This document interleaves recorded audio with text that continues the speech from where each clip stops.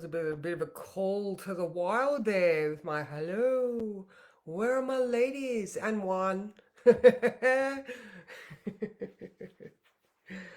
All right, I would like to pay my respects to the rainy grey weather in Tasmania.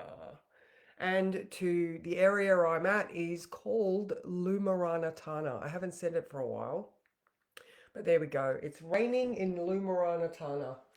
So, and we have this full moon day, and we have Mercury in Scorpio. Yay! So my Mercury is in Scorpio, so I'm very happy because this is the last 10 days of my exams. So I'm now into the very stressful bit where, like I said, I've got the most amazing support system and I'm so freaking grateful. Still doesn't stop the fear though. So yeah, and I think that's generally in the air at the moment for a lot of people as well, is trying to intentionally counter their fears. So, and this is, deeply, deeply unsettling. And I guess I've got people here. Yes, I do. Of course I did. Good morning, Susan. How are you? Good morning, Helen. Good morning, Karen. Oh, okay, yeah. It's actually only just started raining, but it's still cold and blah blah blah. Anyway, okay, so like I said, full moon at 2:47 p.m. Now this is a really unique one, okay, because like I was saying yesterday, the sun is opposing the moon, so the sun is at 14 degrees of Libra. It's actually at 13 right now, but it does oppose at 14. So we do have, it's the me versus we axis, all right? So the sun in Libra is concerned with the we, the relationships we have. Again, not necessarily romantic, how we relate to people. It could be work, it could be anything. It could be open enemies. All right. Libra is also open enemies, whereas the 12th house Pisces is hidden enemies. So, like you might be starting to realize the I in the partnership. All right. So another thing that I'm sort of picking up from this is, we're starting to be able to see ourselves as an individual within a partnership.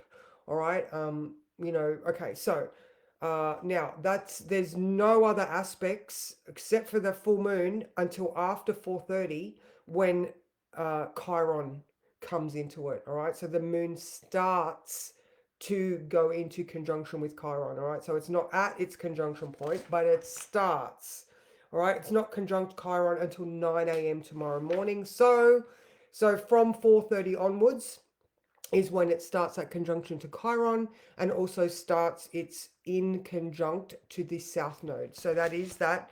All right, there are two situations that are happening at the same time, that in two different areas of life, that there needs to be intentional action to solve those things. All right, so remember I used to use that analogy of, in order to find that balance, you have to intentionally brace your core and try to make the balance happen. All right, so that is an in conjunct.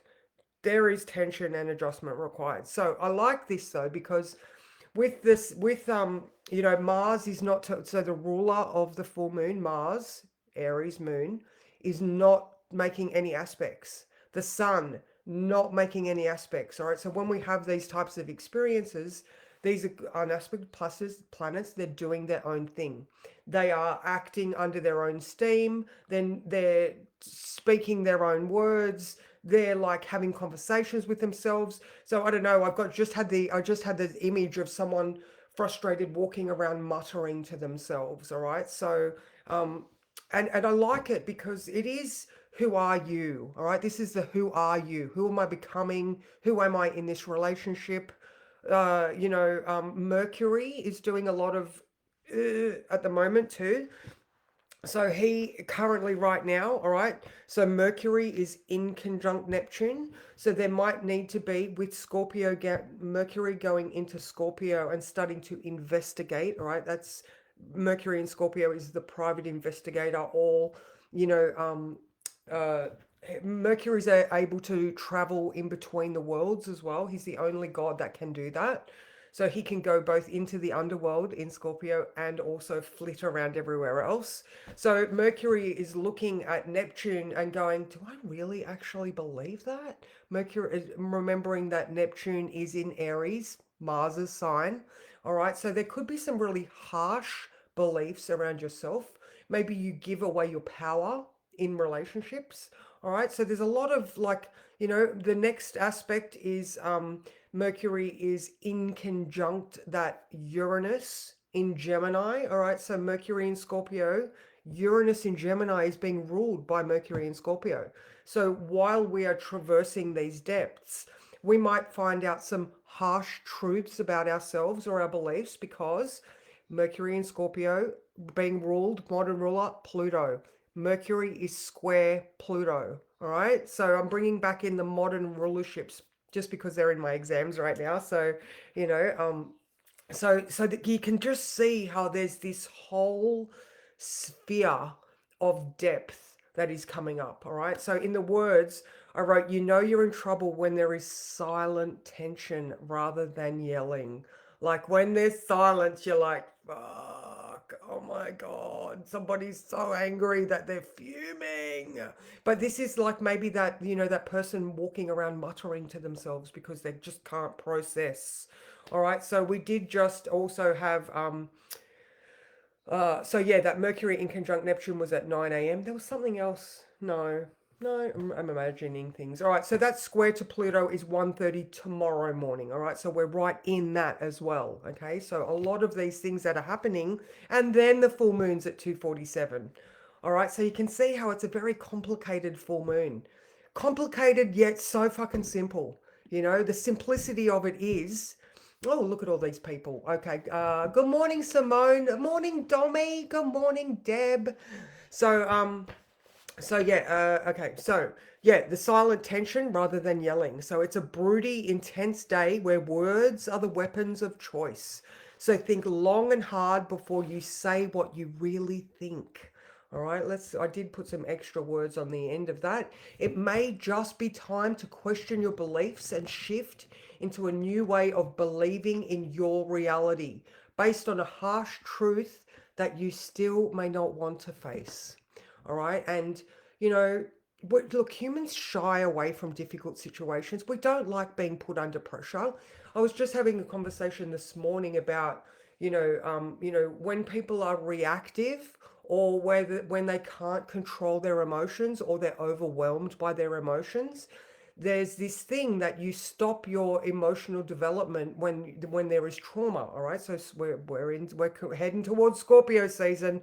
Mars and Mercury are already there. All right, so traumas, crisis, situations from the past, these deep feeling, skeletons in the closet type of things, where we might have had a trauma and our emotional development stopped from that point. So every time we get into situations where we're emotionally reactive, we might be reacting from the point of view of a 10-year-old, or a lot of people have their emotional development stunted in adolescence, so we're acting like preteens or teenagers.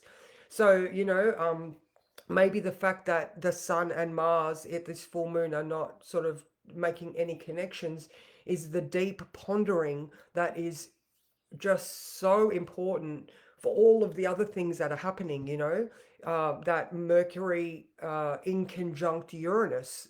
Uranus is in Mercury's sign.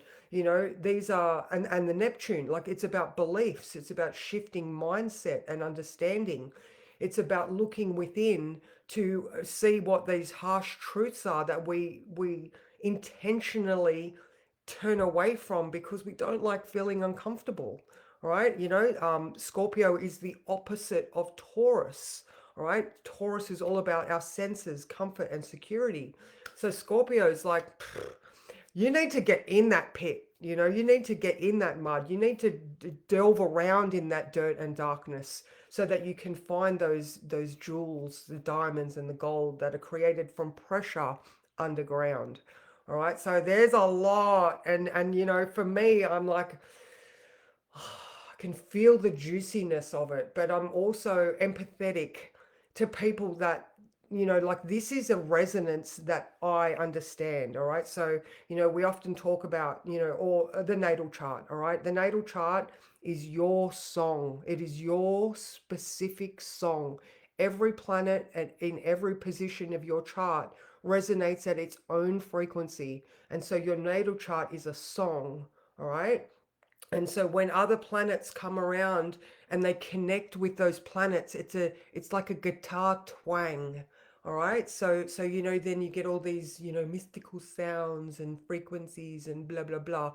Each of them, you know, like sub sound can make humans feel very uncomfortable. It's, you know, that elephants do sub sounds.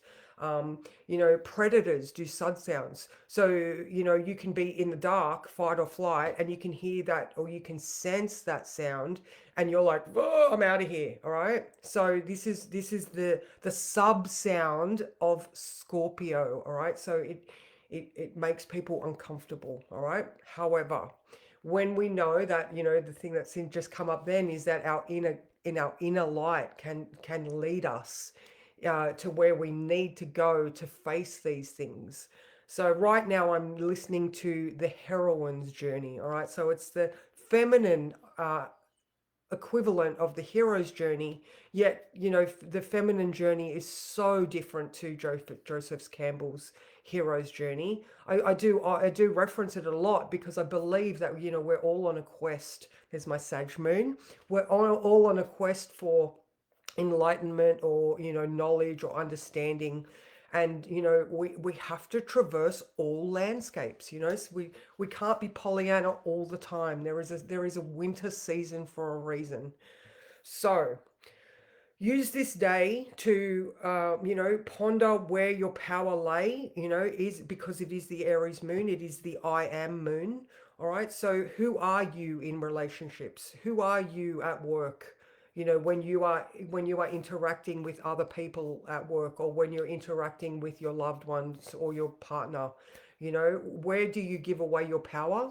You know, you know, what are these beliefs about yourself that you need to question and adjust? You know, the outer planets are the social and generational planets. You know, so Neptune, Uranus, and Pluto, we are connecting with them so often now because they are all, excuse me, they are all connected. So like now Mercury has hit one, it's hitting all of them.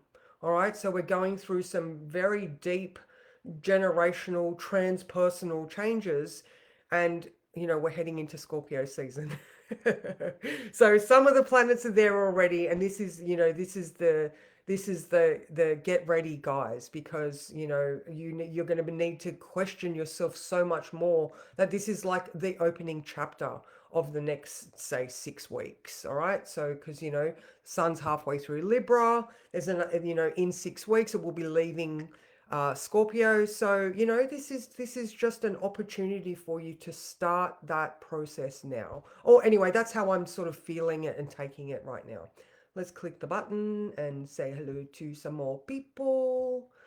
Oh, look, good morning, Karen. How are you? Good morning, Julie. I know, daylight savings. It's silly, isn't it? Good morning, Christy. How are you? Good morning, Simone. Or I think I said hello up there for you, but anyway, hello again. Louise, hello. And Mikkel, yay. Oh my God, that's so funny, dubbing with the subbing. I love it. My other Scorpio 15th of November twin sister. So yeah, how does that feel? All right, today I'm going to just grab random cards. My deck drawer is getting very, very big, so I appreciate that. So everybody just take a big deep breath, and you know, these there are going to be many moments throughout the day where you need to stop and recollect yourself. All right, whether you have got enough moments to ask yourself where you are acting from, how old do I feel, when has this happened before, what am I reacting to? So, you know, what is being exposed for you. You know, there's a lot of, like I said, there's Pluto, there's exposure, there's a full moon, there's exposure. So yeah, just yeah, what are your triggers? And where is your power? This one. Oh, Knight of Cups. I love that. All right. So, like this is so very Aries male as well, isn't it? You know, who are you in relationships? Are you, have you in your experience had this type of relationship where you were unable to receive love? Were you, I don't know, swept off your feet? Do you believe in romantic love that is unattainable? Oh, I'm just going with the words right now too here. Like this reminds me of the Leo King. But anyway, this is very much like that imagery right there, Aries male. All right. So, even the converse shows that youth. All right. So this is very much the Aries male. And, I don't know, in relationships, do you allow yourself to be, romanticized, or, do you have a romantic notion that doesn't play out in your life? I don't know. Anyway, the Knight of Cups is the card. So, yeah, again, question, what does romance and relationships look like for you? What do you expect in them? Have you given away some of your expectations because they're, unrealistic? I don't know. There's Neptune. Do you need to maybe, I don't know, do you, again, are they your stories of relationship, or are they someone else's, which, that Uranus is asking you to adjust your reality, face some truth. So I don't know, take with you what you will. But so my Tuesday group, my lovely class ladies, I'm going to be doing it. I might actually just go and open it at 9 because I've got to go to work today. So yeah, I have to bring it down a little bit. But yeah, that's it, guys. I hope you cruise through this full moon, because like I said, it's a solitary experience. So so yeah, don't shy away from the truth that Pluto is going to offer you, okay? Because remember, after 4:30, the first aspect is Chiron, where's the wound, and the in conjunct to the south node, release that shit. You have the opportunity to trust your thinking, to see it for what it is, and to release it if it is unnecessarily or unrealistic in your life. So, mwah, that is me. I will see you tomorrow morning. My class, I will see you at 9. All right. I hope you have a fabulous day.